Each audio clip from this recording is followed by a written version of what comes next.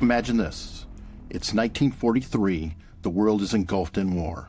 Thrills from the battlefronts brought before your eyes. Thrills experienced by our fighting men in the air, on land, and on the sea. Amidst the chaos, while battles raged on the front lines, a different kind of war was being fought behind closed doors.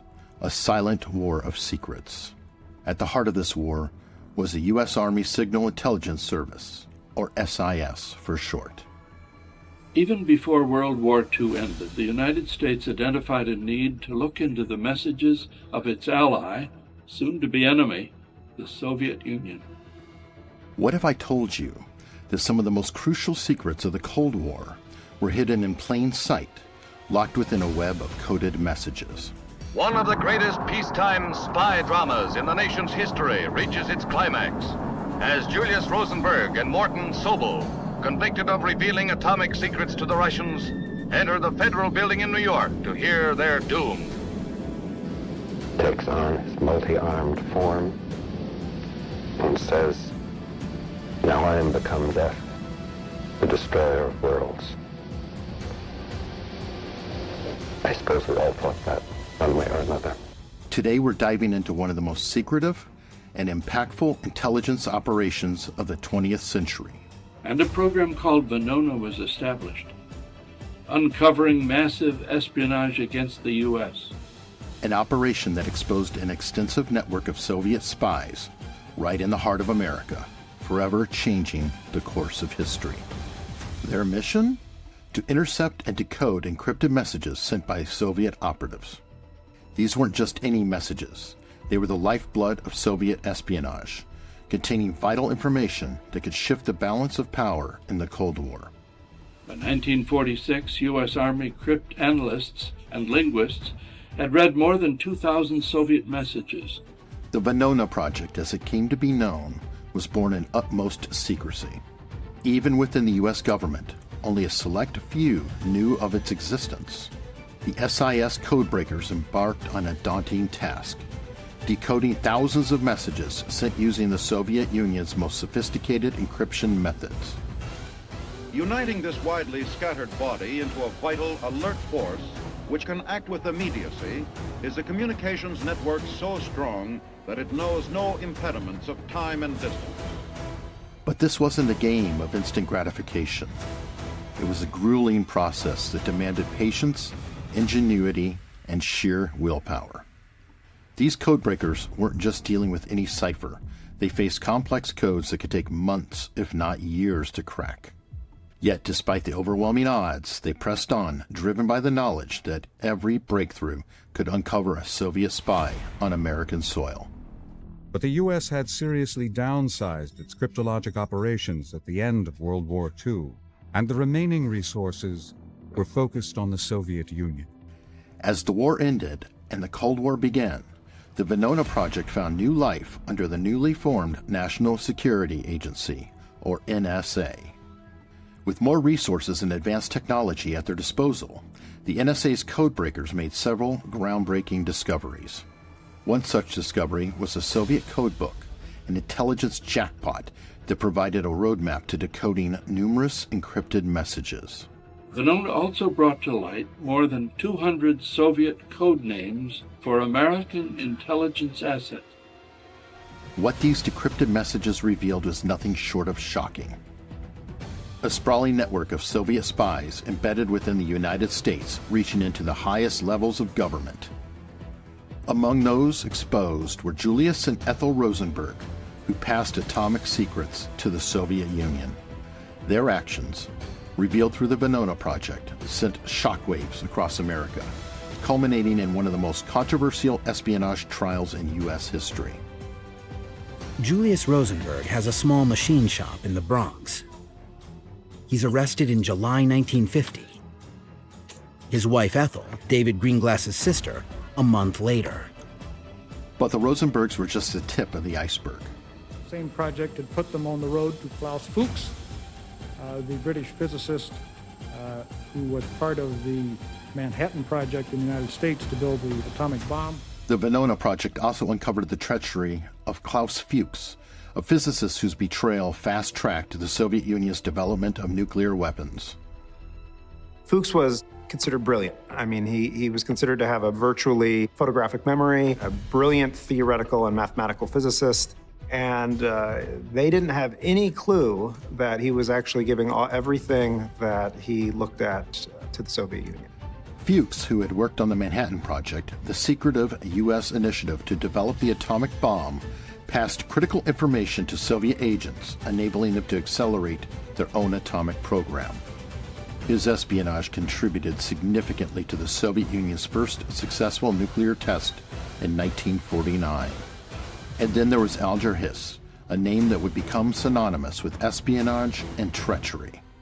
Alger Hiss's political career came to an end in 1950 when he was convicted of perjury.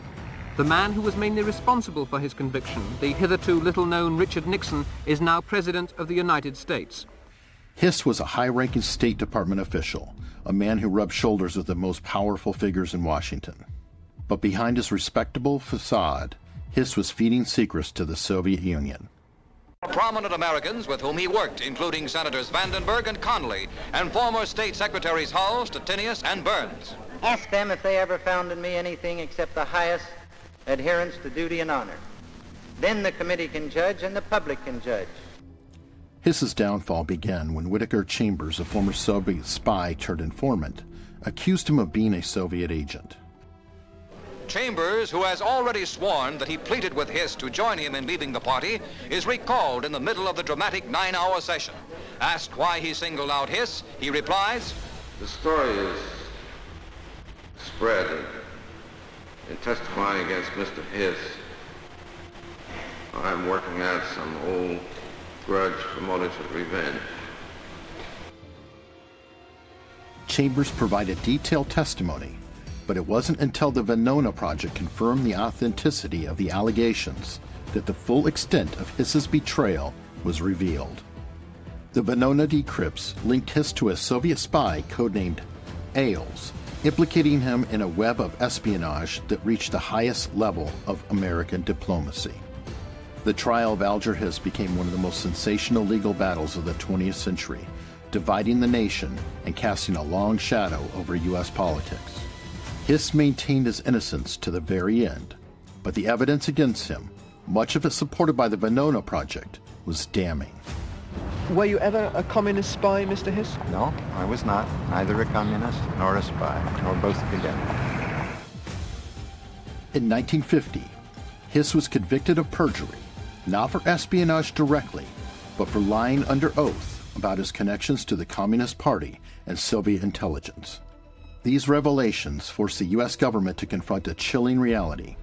Soviet infiltration wasn't just a fear, it was a fact. President Truman and his administration, initially skeptical of the extent of Soviet espionage, had to reevaluate their stance as undeniable evidence poured in from the Venona Project. If the United States had to try to stand alone against a Soviet-dominated world, it would destroy the life we know and the ideals we hold dear. But perhaps one of the most complex and debated figures connected to the Venona revelations was J. Robert Oppenheimer, the father of the atomic bomb. While Oppenheimer himself was never conclusively proven to have engaged in espionage, the Venona decrypts revealed the presence of Soviet spies within the Manhattan Project, some of whom had connections to Oppenheimer's inner circle. Science has profoundly altered the conditions of man's life, both materially and in ways of the spirit as well. It has extended the range of questions in which man has a choice. Oppenheimer was a man of immense intellect and deep convictions, but his past associations with communist sympathizers and his opposition to the hydrogen bomb made him a target of suspicion. Looking back now, do you think that our country's use of the bomb was necessary? The Venona Project didn't directly implicate Oppenheimer, but it cast a long shadow over his legacy, contributing to the revocation of his security clearance in 1954. The view that they had, that we would have to fight our way to the main islands, and that it would involve a slaughter of Americans and Japanese on a massive scale, was arrived at by them to that alternative, I think the bomb was an enormous relief. His story remains a poignant reminder of the paranoia and the very real threats that defined the Cold War era. Soviet agents had their hands in everything from military operations to scientific research, compromising sensitive information that hindered American technological advancement for years. The Venona messages documented how Soviet spies targeted key industries like aerospace and nuclear research, siphoning off secrets that were vital to U.S. interests. So obviously this decoding project must have been extremely important. But here's the thing. The Venona Project only scratched the surface. Thousands of messages were decoded, yet many more remained out of reach, their secrets still locked away. This left the U.S. intelligence community with an unsettling thought. How much more was out there, undiscovered and potentially catastrophic? Told me, yes, there had been a Venona Project and it dealt with Soviet espionage in World War II. Yes, it produced a lot of valuable material, and no, you'll never look at it, and neither will anyone else, because signals intelligence is simply too sensitive to be made public. It wasn't until 1995, more than 50 years after the project began, that the U.S. government officially revealed the existence of Venona. The disclosure stunned the public and historians alike, offering a rare glimpse into the shadowy world of Cold War espionage. It reshaped our understanding of U.S.-Soviet relations and highlighted the hidden battles that define the era. The Venona Project stands as one of the most significant intelligence operations in history, revealing the true extent of Soviet espionage in America. Its findings not only changed the course of the Cold War, but also left us with a deeper appreciation for the silent warriors who worked tirelessly to protect national security. Did you know that 80% of you watching are not subscribed? You made it to the end of this video. Why not like and subscribe? It's free, and it helps out a great deal. And hit that notification bell so you can be alerted to other videos about our history, like this one about COINTELPRO, a series of covert and illegal projects conducted by the FBI.